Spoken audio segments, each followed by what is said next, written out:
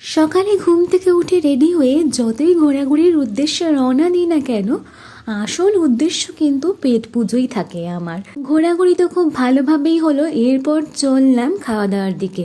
সবাই নিজের পছন্দ মতো খাবার অর্ডার করেছিল, সেখানে আমিও আমার পছন্দটাকে কি করে বাদ দিই, নিয়েছিলাম বিরিয়ানি। হ্যাঁ, একটু লাইট ছিল, তবে ডিম আলু থেকে শুরু করে চিকেন সবই কিন্তু ভরপুর ছিল। কোয়ান্টিটি নিয়ে তো কোনো কথাই হবে না, খেতে কিন্তু বেশ ভালো ছিল।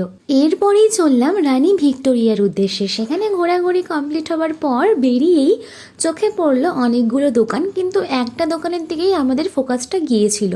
সেখান থেকেই নিয়ে নেওয়া হলো ভেলপুরি, তারপর মার্কেটিং করে চললাম সোজা বাড়ি। তবে হ্যাঁ, ভেলপুরিটা কিন্তু খেতে দারুণ লেগেছিল। এরপরই ডিনারে ছিল মাসি আর মেশোর হাতের ভালোবাসায় একদম গরম গরম ভাত, তার সাথে গরম গরম লাল লাল লাল ঝাল ঝাল মাটন কষা। খেতে কিন্তু দুর্দান্ত হয়েছিল।